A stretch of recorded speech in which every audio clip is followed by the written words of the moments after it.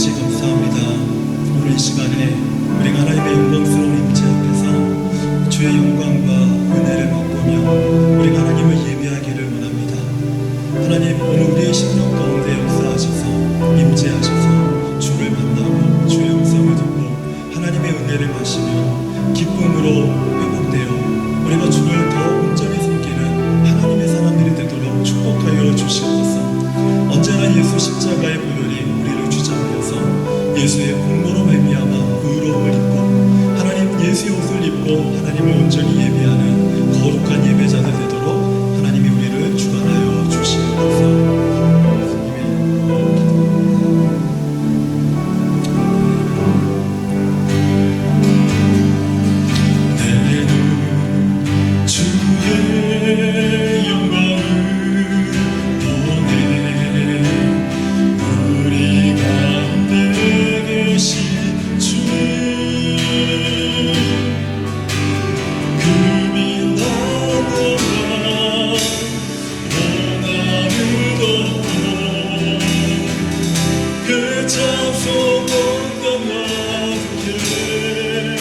내는 주의 영광을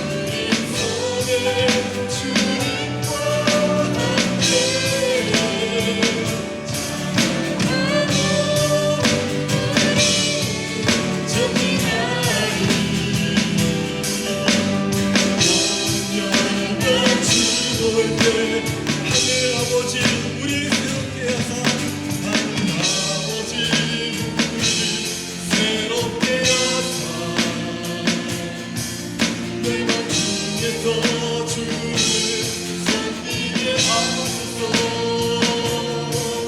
모든 나라 일어나 세상 누르며 영광의 주님을 보게 하소서. 주의 영광 이곳에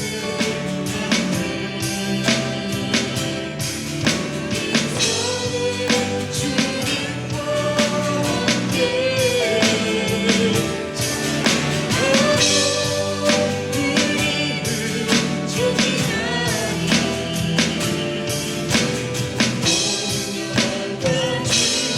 드리네. 할렐루야 할렐루야 할렐루야 할렐루야 할렐루야 할렐루야 주의 보혈 높으사 모든 족속 모든 방언 모든 백성 열방이 모든 영광 모든 존귀 모든 찬양 주께 드리네. 할렐루야 할렐루야 할렐루야 어린 양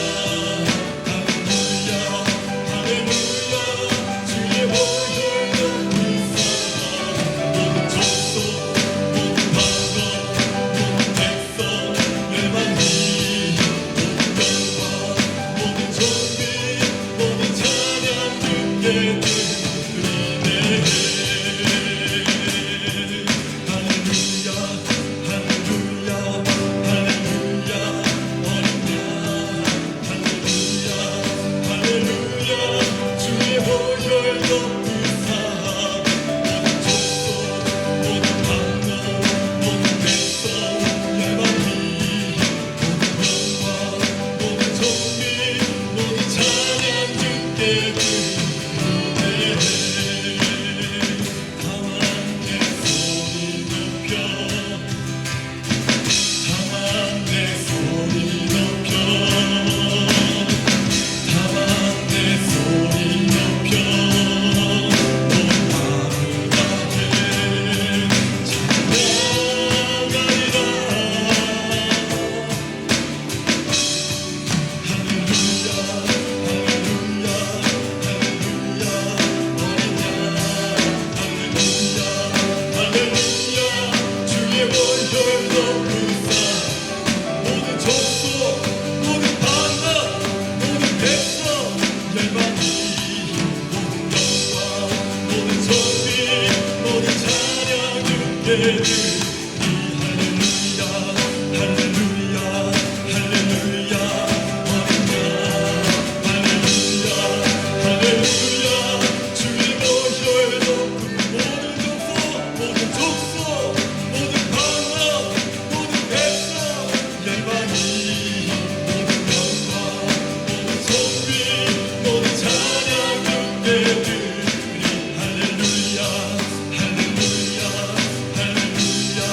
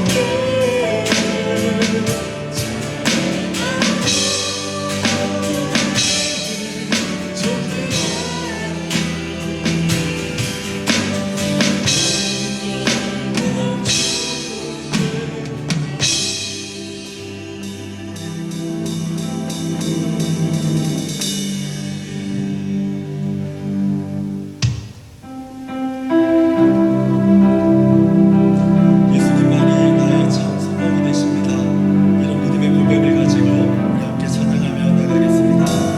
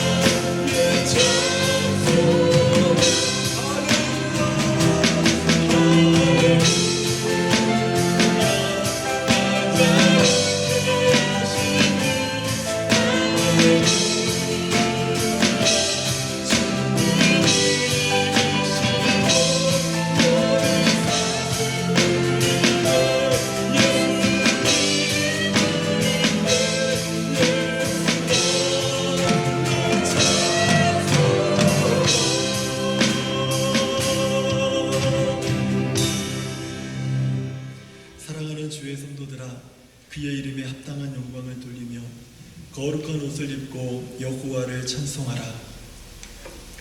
그의 거룩함을 기억하며 감사하라. 하나님은 영이시니 예배하는 자가 영과 진리로 예배할지니라. 사랑하는 성도 여러분, 우리 하나님께서 기뻐 받으시는 예배는 상한 마음과 통회한 심령이라고 말씀하십니다. 지금 성령께서 우리 마음속에 깨닫게 하시는 한 주간의 잘못들을 가지고 예수 그리스도의 십자가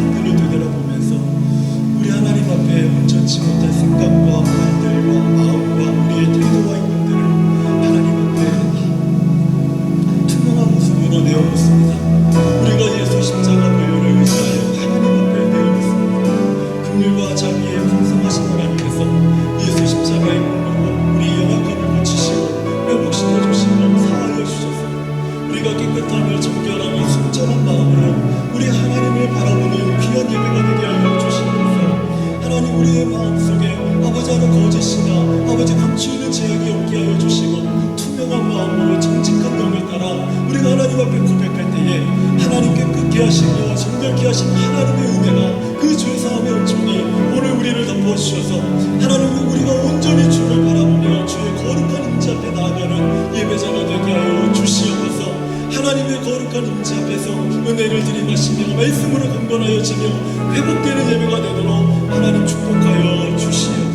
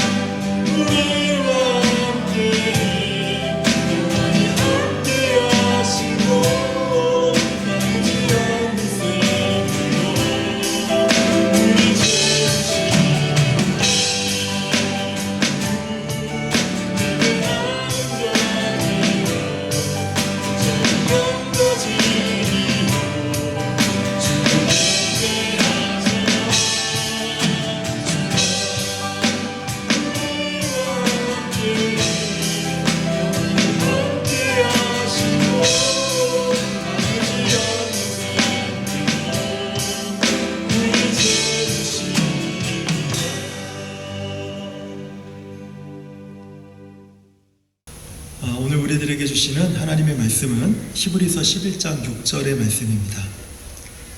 믿음이 없이는 하나님을 기쁘시게 못하나니 하나님께 나아가는 자는 반드시 그가 계신 곳과 또한 그가 자기를 찾는 자들에게 상 주시는 이심을 믿어야 할지니라. 아멘. 하나님은 우리에게 어떻게 말씀하시는가? 하나님은 성령에 의해서 성경을 통해 말씀하십니다. 또 하나님은 성령에 의해 기도를 통해서 말씀하십니다. 하나님은 성령에 의해 환경을 통해서 말씀하시고 하나님은 성령에 의해 교회를 통해 말씀하십니다. 우리는 그동안 하나님께서 우리에게 말씀하시는 이 네 가지 방법에 대한 말씀을 우리가 들었습니다.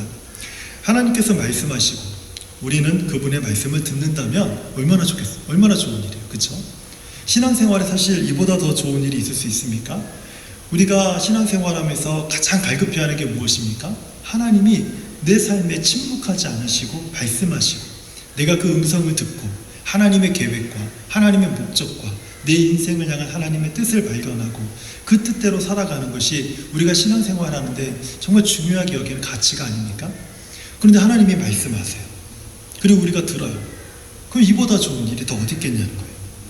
그런데 생각보다 하나님이 말씀하시면 하나님의 입장이 아니라 우리들의 입장에서 하나님의 말씀을 듣는 우리들의 입장에서 한 가지 큰 문제가 발생합니다. 왜냐하면 우리가 생각하는 하나님이 말씀하신다라는 의미는 많은 사람들이 어떻게 이해하고 있냐면 하나님께서 말씀하신다는 것은 하나님께서 나의 기도와 마음의 소원에 응답하신다, 이런 생각을 갖고 있습니다. 그렇지 않습니까? 하지만 하나님께서 우리에게 말씀하실 때는 나의 기도와 내 마음의 소원에 응답하시기 위해서 말씀하시는 것이 아니라 하나님의 뜻을 말씀하십니다.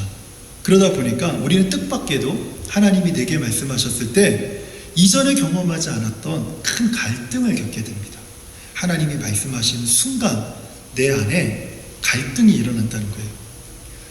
그 이유는 하나님께서 말씀하실 때 우리들의 입장과 형편, 나의 믿음의 정도, 크기 이런 것을 고려해서 말씀하시는 것이 아니라 하나님 크기, 하나님 사이즈의 일로 우리들에게 말씀하세요. 하나님이 우리에게 말씀하실 때 우리가 잘 이해할 수 있도록 우리의 상황과 우리의 형편에 따라 축소해서 말씀하시는 게 아니라 그냥 하나님 크기 그대로, 하나님이 하나님 되심 그대로 그 모습을 가지고 우리들에게 말씀하시는 거예요. 왜 그런가 하면 하나님께서 하나님 크기로 말씀하시는 이유는 이것을 말씀하시고 이것을 성취하시는 분은 오직 하나님밖에 없다라는 것을 알려주기 위해서 그래요. 만약에 하나님께서 말씀하셨는데 하나님 그거 저도 할 수 있는데요? 그러면 하나님만이 하실 수 있는 일이 아니죠. 하나님께서 우리에게 무엇인가 말씀하셨을 때는 하나님만이 하실 수 있는 일을 말씀합니다. 그래서 그 일을 하나님의 크기의 일이다 이렇게 얘기를 하는 거예요. 하나님 사이즈의 메시지를 우리에게 주시는 거예요. 왜요? 하나님만이 하실 수 있다는 것을 우리에게 알려주시기 위해서. 너무 그 사이즈가 크니까 감당이 안 돼요. 그래서 갈등이 생기기 시작을 합니다. 하나님께서 하나님 사이즈의 일로 우리에게 말씀하셨을 때 그 말씀을 딱 듣는 순간 우리는 제일 먼저 할렐루야가 아니라 그게 가능한가? 불가능하지 않은가? 그 말씀이 터무니없이 들려요. 말도 안 되는 소리처럼 들린다. 그 말씀은 우리가 따라서는 절대 안 될 것 같아요. 하나님의 말씀하신 대로 따르면 망할 것 같아요. 이 세상에서 곧 망할 것 같아요. 곧 죽을 것 같아요. 그래서 따라하기가 어려워요. 하나님의 말씀은 우리에게 불합리한 것처럼 들립니다. 왜 하나님의 말씀이 불합리하게 들리지? 왜 하나님의 말씀이 상식이 아니라 비상식처럼 들리지? 하는 그런 생각을 갖게 만든다는 거예요. 하나님의 음성을 들어보신 분들은 제가 지금 말씀드리는 이 말이 무엇인지 알 겁니다. 그런데 목사님 잘 모르겠습니다. 이런 분들을 위해서 제가 몇 가지 예를 들어볼게요. 먼저 여호수아 6장에 보면은 여리고성을 함락시키는 방법을 하나님이 백성들에게 말씀하십니다. 잘 알고 계시죠? 하나님이 어떻게 말씀하셨습니까? 여리고성을 함락시키는 방법이 이거예요. 온 이스라엘 백성들이 제사장을 앞세워서 모두 숨을 죽이고 침묵하면서 성을 하루에 한 바퀴씩 도는 겁니다. 여러분, 고대 전쟁에서 성 위에서 공격하는 방법이 뭐가 있습니까? 뜨거운 기름을 붓는다든지 물을 붓는다든지 돌을 던진다든지 화살을 쏜다든지 이런 방법 아니겠어요? 여러분, 숨을 죽이고 말을 하지 않고 하루에 한 바퀴씩 돌면 어떻게 됩니까? 다 죽어요. 다 죽는 거예요. 그런데 하나님이 제안하신 여리고성을 함락시키는 방법이 그와 같아요. 심지어는 주일에는 7바퀴를 돕니다. 소리 한 번 내지 않고 침묵하고. 그리고 7바퀴 다 돌면 제사장이 양강나팔을 부웅 하고 불면 백성들이 와 소리를 지르는 거예요. 그러면 여리고성이 함락될 것이다. 여러분, 이게 상식적으로 들리십니까? 이게 가능한 일이라고 생각되세요? 제가 두 번째 한번 예를 들어볼게요. 사사기 6장에 보면요, 기드온이 미디안 족속과 전쟁을 위해서 용사들을 모집합니다. 사사시대에는 미디안 족속 때문에 이스라엘 백성들이 큰 고초를 겪게 되죠. 1, 2년도 아니고 어떨 때는 몇십 년을 아주 큰 고난을 겪게 됩니다. 그런데 이 미디안 족속들과 싸워보려고 기드온이 이스라엘 중에서 용사들을 모집을 하는 거예요. 미디안 족속이 메뚜기와 같은 족속이어서 이스라엘을 침략해가지고 모든 곡식을 다 약탈해버리는 겁니다. 그리고 그 숫자가 얼마나 많은지 감당하기 어려워요. 그런데 기드온이 일어섰어요. 그리고 기드온이 하나님의 말씀을 듣습니다. 이스라엘의 용사를 모으라. 그래서 모집을 했어요. 그랬더니 몇 명이 모였냐면 32,000명이 몰려왔어요. 어마어마한 숫자가 왔죠. 그런데 사실 32,000명도 미디안과 싸우기엔 부족한 숫자예요. 근데 하나님께서 말씀하십니다. 너무 숫자가 많다. 32,000명도 부족한데 너무 숫자가 많대요. 그래서 이렇게 말하라는 거예요. 다 왔지만 전쟁이 두려운 사람은 돌아가도 좋습니다. 이렇게 말하라는 거예요. 그 기도원이 말했더니 22,000명이 돌아갔어요. 10,000명만 남았습니다. 하나님이 말씀하시기를 10,000명도 너무 많다. 이게 말이 돼요. 그래서 시냇가로 다 데려가는 거예요. 시냇가에 데려가서 물을 마시게 하는 거예요. 방법을 가르쳐주지 않고. 그랬더니 어떤 사람들은 손에다가 물을 떠서 이렇게 마시는 사람이 있는가 하면 어떤 사람은 무릎을 꿇고 얼굴을 쳐박고 물을 마시는 사람이 있는 거예요. 그런데 거기에서 손에다가 물을 떠서 마신 사람은 300명이고 나머지는 무릎을 꿇고 입을 쳐넣어서 그 물을 마시는 사람들. 그러니까 10,000명에서 300명을 빼면 9,700명인가요? 9,700명이 다 이같이 마신 거예요. 그 사람들은 다 돌려보내라. 기드온, 내가 너와 300명의 사람들만 가지고 내가 미디안 사람과 전쟁에서 이기게 하겠다. 여러분, 이런 하나님의 제안이 합리적입니까? 이 기발한 아이디어입니까? 이 말을 듣고 따를 사람이 우리 중에 있습니까? 또 하나 예를 들어볼까요? 마태복음 17장 4절부터 보면은 로마의 세금을 내는 것으로 사람들이 예수님께 시비를 거는 장면이 나와요. 이때 예수님은 베드로에게 바다에 가서 낚시를 해라. 그러면 고기가 하나 잡힐 건데 거기에 그 세금이 고기의 입에 물려 있을 거다. 가서 낚시해가지고 와라. 가시겠어요? 낚시해서 처음에 올린 고기에 그 로마에 낼 그 세금이 그 낚시 그 고기 입 안에 있을 거라는 거예요. 가서 하시겠습니까? 여러분이 베드로라면 예수님의 이 말씀을 따를 수가 있겠어요? 어처구니가 없지 않습니까? 그냥 주머니에서 돈을 꺼내는 게 낫지? 굳이 그렇게 해야 될까요? 이런 예들을 볼 때 하나님은 하나님 크기의 일로 말씀하시면서 우리를 믿음의 갈등으로 몰아넣어요. 하나님께서 하나님 크기의 일로 말씀하시잖아요. 그러면 갈등이 생겨요. 왜 이렇게 말씀하시지? 비합리적인데? 비상식적인데? 그리고 불가능해 보이는데? 왜 이렇게 말씀하시지? 그러면서 마음에 뭐가 일어납니까? 갈등이 일어나는 거예요. 이 갈등은요, 우리를 어디로 인도하냐면 어떤 결단을 내려야 되는 전환점까지 우리를 몰고 갑니다. 그 전환점에서 우리는 무엇인가를 선택을 해야 돼요. 근데 갈등이라고 하는 이 단어는 크리시스라고 하는 단어잖아요. 근데 이 크리시스라고 하는 이 단어가 어디서부터 파생되어 왔냐면 디시즌이라고 하는 그 단어에서 파생이 됐습니다. 결단이라는 단어에서 파생이 된 거예요. 그러니까 갈등이 일어나면 무엇인가를 결단을 해야 돼요. 그게 바로 디시즌과 그 크리시스의 그에서 나오는 그 단어들의 유래들이에요. 그러니까 갈등을 겪으면 왜 갈등을 겪습니까? 뭔가를 선택해야 됩니다. 뭔가를 결정해야 되니까 갈등이 일어나는 거지. 그게 없는데 왜 무슨 갈등이 일어나겠어요?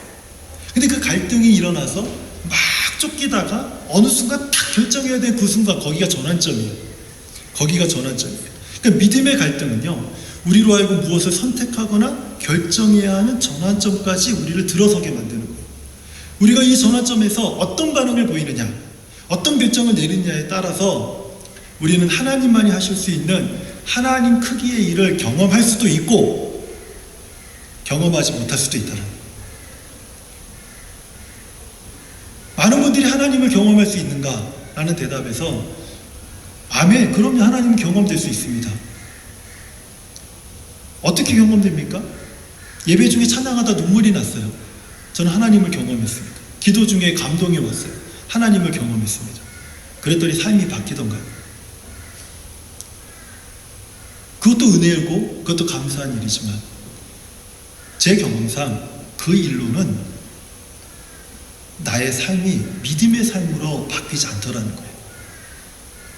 마음의 회복이 있고 마음이 시원하고 뭔가로부터 묶여있는 것으로부터 풀리는 어떤 시원하고 기쁘고 편안한 마음을 가질 수 있겠지만 그 마음이 결코 나를 믿음의 삶으로 바꿔주지 못한다는 거죠.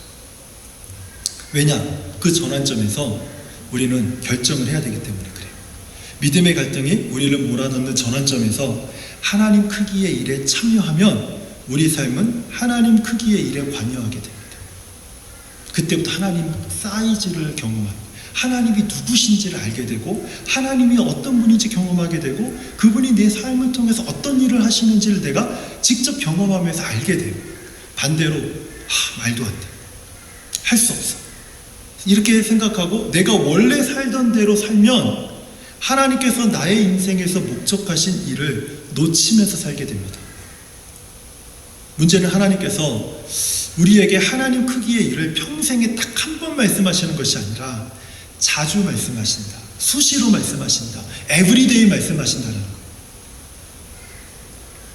그리고 그렇기 때문에 우리가 믿음의 삶을 살아가면서 많은 경우 신앙생활에 갈등을 느끼는 경우들이 생겼을 때 그것은 그냥 내가 싫다가 아니라 하나님이 내게 무엇인가 말씀하셨기 때문에, 근데 내가 도저히 따를 수 없기 때문에, 도저히 내가 그것을 하나님의 말씀을 선택해서 순종할 수 없기 때문에 일어나는 갈등이라는 거예요. 근데 많은 경우에 사람들이 그 갈등을 겪을 때 하나님의 말씀을 따르기보다는 내 원래 생각대로, 내 원래 그 상식대로 따르기 때문에 우리 삶에서 우리는 하나님을 경험하지 못합니다. 그러므로 우리가 어떻게 사는지에 따라서, 내가 지금 예수를 믿고 내가 신앙생활 한다고 하는데 내가 어떻게 사는지에 따라서 우리가 하나님에 대해 무엇을 믿고 사는지가 증명되는 거예요. 내 삶을 통해서 하나님이 누구신지 증명되는 거예요.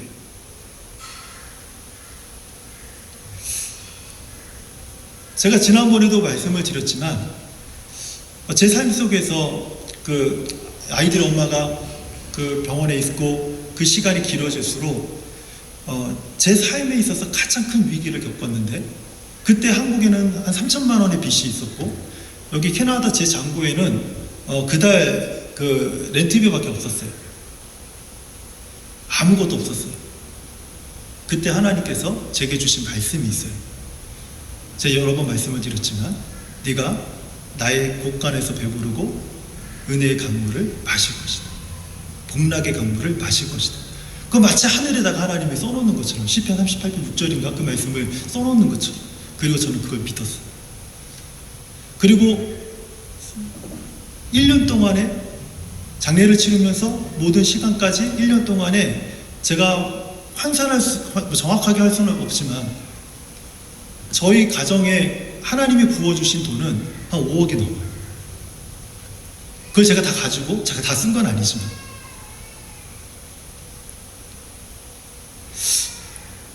만약에 내가 그때 다른 방법을 취하고 하나님의 말씀과 하나님의 그 말씀하심에 내가 따르지 않고, 믿음의 갈등 속에서 따르지 않고 다른 것을 했다면 저는 그때 하나님 크기에 일하시는 하나님을 제가 경험하지 못했을 거예요. 그 이후로부터 한 가지 제가 두드러진 변화가 있는데, 내 삶에서 믿음의 행보가 시작됐던 거예요. 아무리 100번 1000번 막 예수 그리스도가 어떠고 저쩌고 얘기를 해도 그 살아가는 삶의 형태 속에서 하나님이 어떤 분으로 무엇으로 믿어지고 있는지를 보여주지 못하면, 그러면 우리는 죄송하지만 믿음의 삶을 산다고 말하기가 어려워요.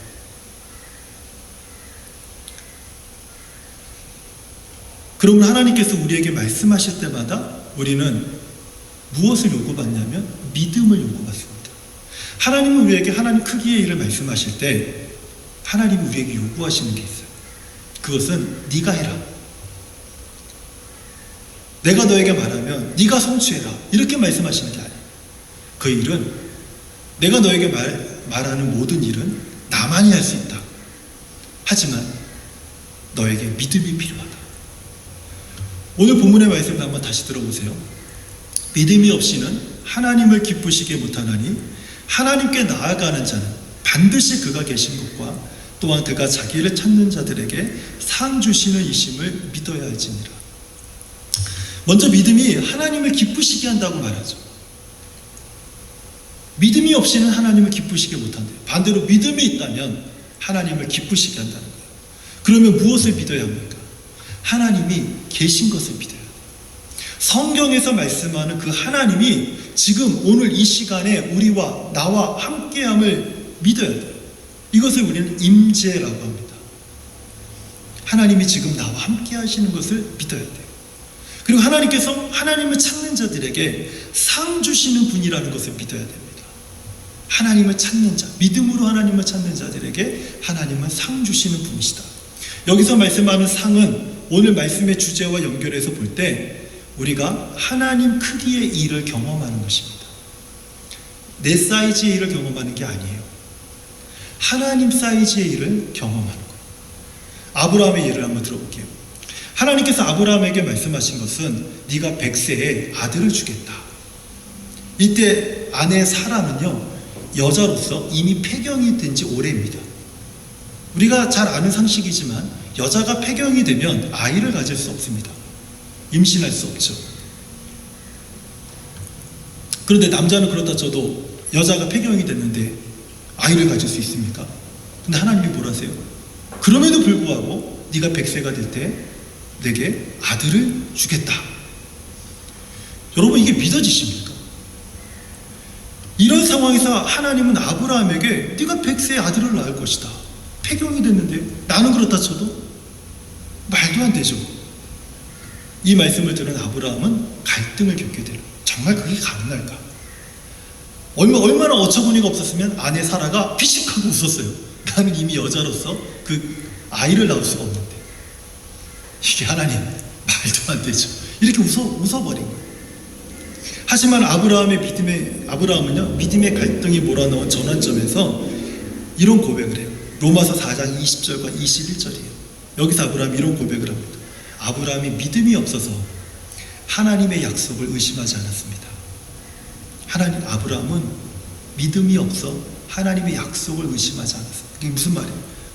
하나님의 약속을 믿었다는 겁니다. 그리고 믿음으로 견고해졌다는 거예요. 그 믿음이 견고해졌다는 거예요. 흔들리지 않았다는 거예요. 그리고 하나님께 영광을 돌렸다. 하나님이 이루실 걸 확신한 거죠. 약속하신 그것을 능히 이루실 줄을 확신했어요. 그리고 100세에 아들을 얻게 됐죠. 아브라함은 믿음으로 하나님 크기의 일을 경험하는 것을 결정했고, 하나님은 그 믿음의 보상으로 아브라함이 100세에 아들 이삭을 보고 웃게 만들었습니다. 이게 믿음의 갈등을 겪은 후에 하나님의 크신 일을, 하나님 크기의 일을 경험하는 자들에게 주는 하나님의 복이에요. 하나님의 상이에요. 이제 마지막으로 우리는요, 우리의 일상과 믿음의 상관관계에 대한 하나님의 말씀을 좀 더 들어야 합니다. 먼저 우리가 잘 아는 야고보서 2장 26절의 말씀을 제가 한번 읽어드릴게요. 아마 다 아실 거예요. 영혼이 없는 몸이 죽은 것 같이 행함이 없는 믿음은 죽은 것입니다. 행함이 없는 믿음은 죽은 것입니다. 우리는 많은 경우 이 말씀을요, 나의 믿음은 진실된 믿음이냐 아니냐라는 논쟁의 근거로 이 말씀을 사용하는 경우가 많아요. 정말 내 믿음이 진실된 믿음이라면 너의 믿음을 보여봐라. 행동으로 보여봐라. 너 행동으로 보이지 않잖아. 그러니까 네 믿음은 죽은 거야. 이렇게 자꾸 논쟁을 또는 시비를 걸려고 하는 사람들이 자주 이 말씀을 인용해서 사용하죠. 그래서 저는 그렇게 말하는 사람들을 별로 좋아하지 않아요. 자기가 뭐라고 왜 나의 믿음을 판단하려고 하고, 왜 자꾸 내 믿음을 보려고 하고, 그렇게 말하는 그 사람의 행동과 말은 결코 믿음의 어떤 모습에서 나온 것 같지 않은데, 왜 자기는 믿음 있는 것처럼 얘기하고, 그렇게 하지 않는 사람은 왜 믿음 없다고 왜 정죄하려고 하는지 저는 좀 이해가 되질 않아요. 그렇게 말하는 사람은 별로 좋아하지 않습니다. 하지만 저는 오늘 이 말씀을 오늘 설교의 주제인 믿음의 갈등과 연결지어서 한번 생각해 보려고 하는 거예요. 우리는 믿음의 갈등에 부딪혔을 때 어떻게 행동하느냐에 따라 우리의 믿음이 표현되는 것입니다. 즉 우리의 일상은요, 내가 하나님의 무엇을 믿느냐에 따라 우리의 일상 모습이 결정된다는 거예요. 우리는 믿는 자나 믿지 않는 자나 이 세상에 속한 모든 사람들은 다 비슷하게 살아요. 목사라고 해서 아주 특별하게 거룩하게 살지 않아요. 저에게 그런 걸 요구하지 마세요. 저는 그런 사람이 아니에요. 그걸 기대하면 곧 실망할 겁니다. 제가 빨리 실망을 안겨드릴 거예요. 왜냐하면 저는 감추지 않으니까. 저도 집에 있으면 편하게 있고 싶고, 저도 집에 있으면 막 좀 늘어지고 싶고, 놀고 싶을 때 놀고, 먹고 싶을 때 먹고, 막 소리 지르고 싶을 때 소리 지르고, 울고 싶을 때 우는 그냥 평범한 사람일 뿐이에요. 그런데 그런 것에서 거룩함과 믿음을 찾으려고 하면 안 돼요. 그것은 우리들의 본능이에요.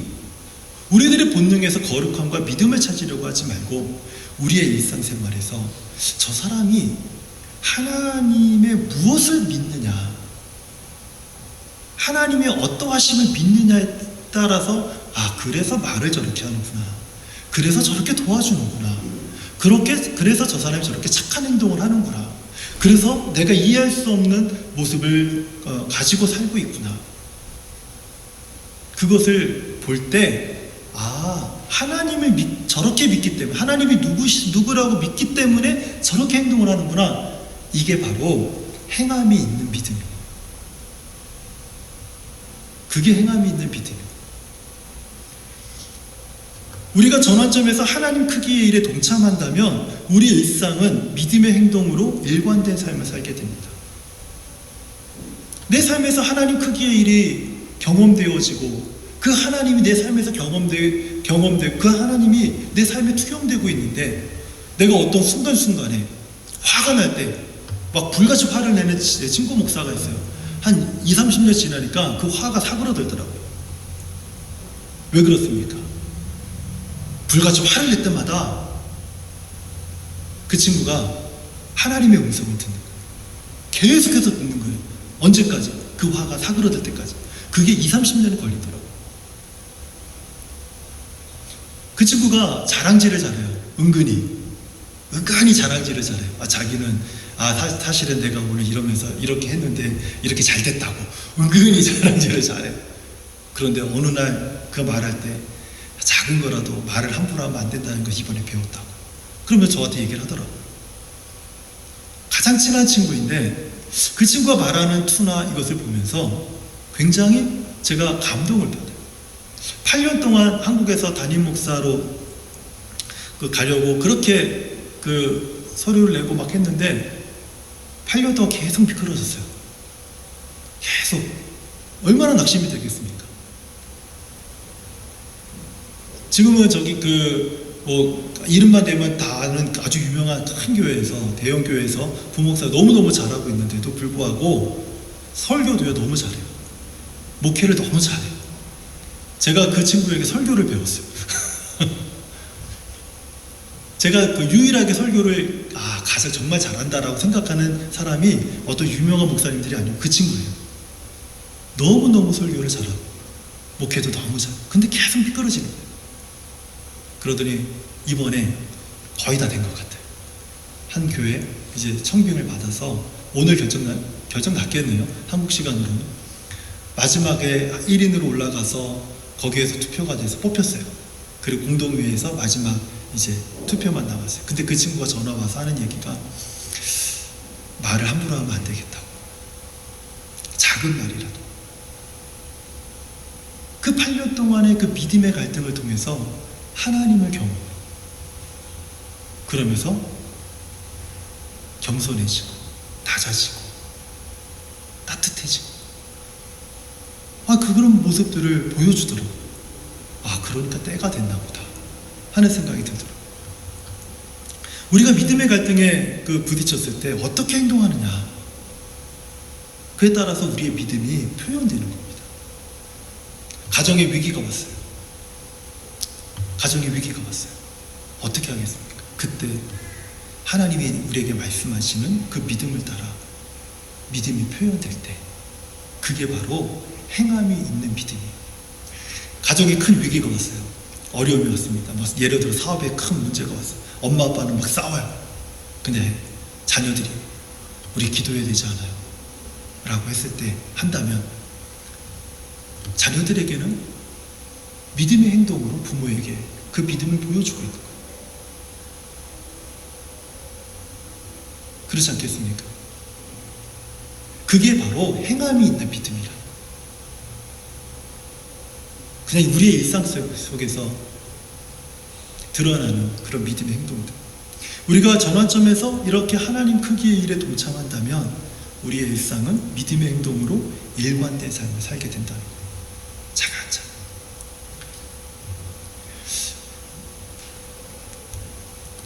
갑자기 하고 싶은 말이 생각이 났는데 안 하려고 참아야 될 것 같아요. 이렇게 우리가 우리의 일상이 행함이 있는 믿음의 삶으로 자연스럽게 살아가는 방법은 하나님께서 우리에게 믿음의 갈등으로 말씀하시고 믿음의 갈등으로 우리를 몰아넣을 때 그때서부터 우리가 자연스럽게 우리의 일상에서 믿음의 행동을 하게 된다는 거죠. 반대로 우리가 전환점에서 내가 원하는 삶을 선택해서 살게 된다면 어떻게 될까요? 교회 직분은 별로 중요하지 않아요.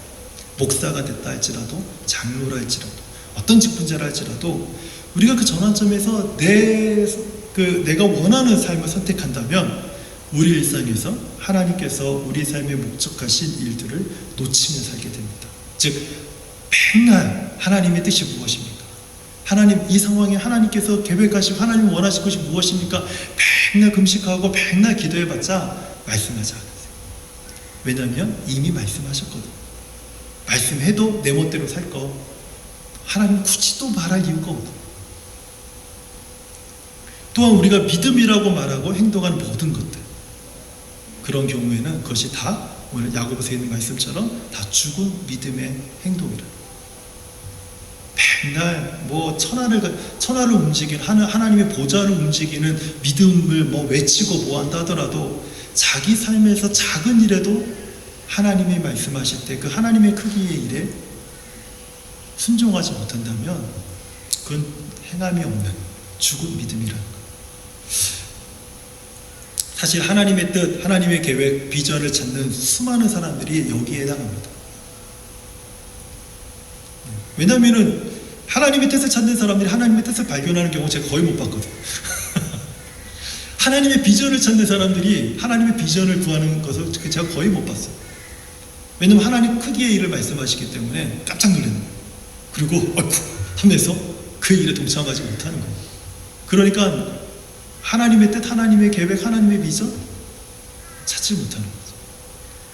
또 이런 경우죠. 하나님 왜 내게 이런 일이 일어났습니까? 라고 항변하는 사람들도 다 여기에 해당되는 경우가 많아요.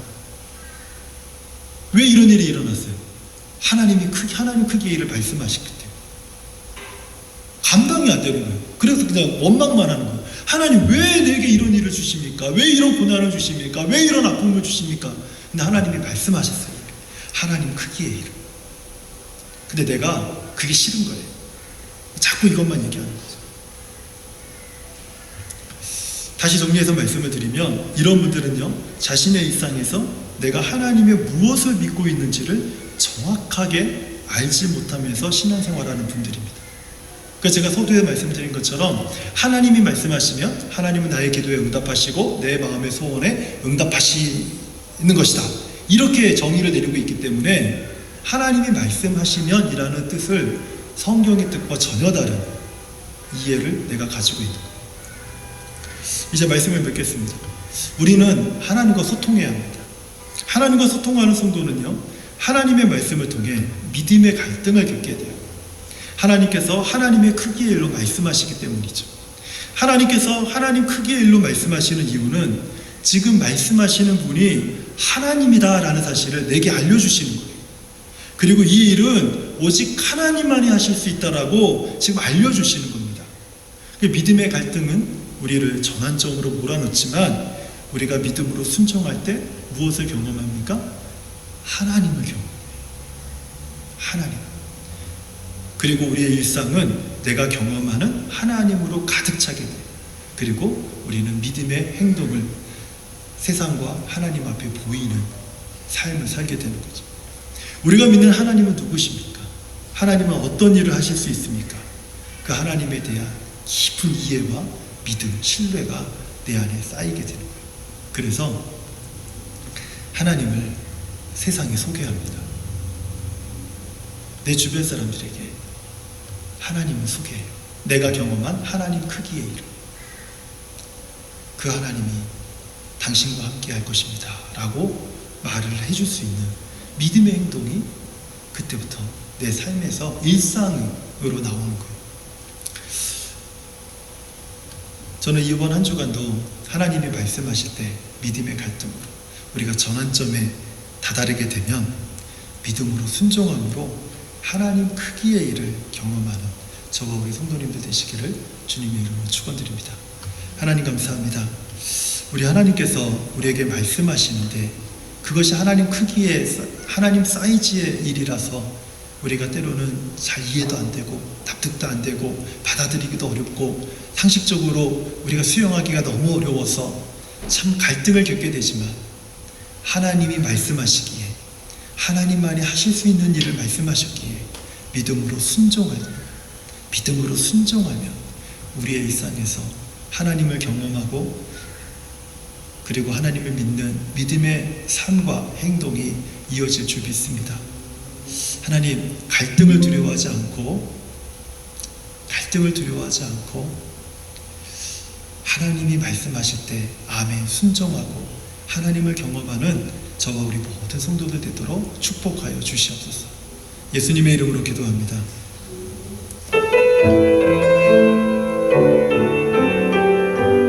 주님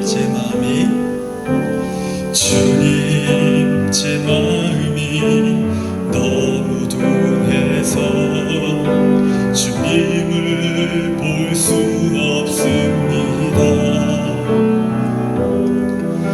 이 땅에 속하여 이 땅만 보다가 손을 놓쳤습니다. 우리 다시 한번 찬양해 볼까요? 주님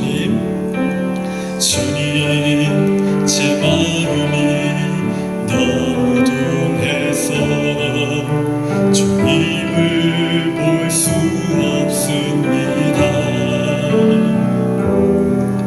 이 땅에 속하여 이 땅만 보다가 주님 손을 놓쳤습니다. 나는 나그네로 왔는데 왜 주저앉게 되었나.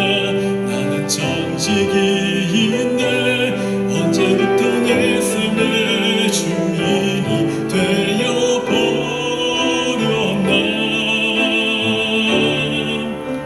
믿음이 없이는 기쁘시게 못하나니 고된 수고도 다 헛될 뿐이라. 믿음이 없어서 무너진 삶의 모든 자리에 다시 주님을 기다립니다. 주님 제 마음이 너무 둔해서 주님을 볼 수 없습니다. 이 땅에 속하여 이 땅만 보다가 주님 손을 놓쳤습니다. 나는 나그네로 왔는데 왜 주저앉게 되었나. 나는 정직이인데 언제부터 내 삶의 주인이 되어버렸나.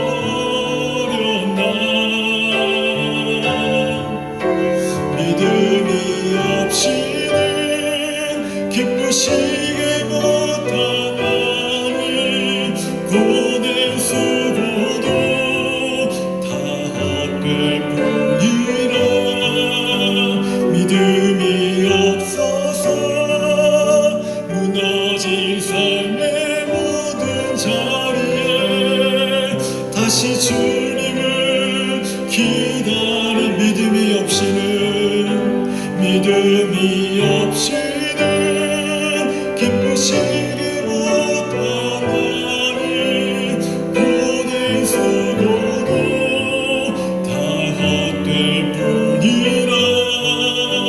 믿음이 없어서 무너진 삶의 모든 자리에 다시 주님을 기다립니다. 다시 주님을 기다립니다. 다시 주님을 기다립니다. 이제는 십자가에서 우리의 모든 죄악을 용서하시기 위해 죽으신 예수 그리스도의 은혜와 하나님 아버지의 그 무한하신 사랑과 성령님의 감화 감동 위로와 교통하심이 하나님이 말씀하실 때마다 믿음의 고통으로, 믿음의 갈등으로, 때로는 고통스럽고 때로는 힘들고 어렵지만 그 전환점에서 하나님 크기의 일을 경험하기를 소망하고 믿음으로 순종함으로 하나님을 경험하고 싶습니다. 하나님 크기의 일을 내가 경험하고 싶습니다. 믿음으로 고백하는 우리 사랑하는 모든 성도들의 머리 위와 삶 위에, 그들의 가정 위에, 자녀 위에 하는 모든 일마다, 그리고 에베네셀 교회 위에 이제로부터 영원토록 함께 계실지어다. 아멘.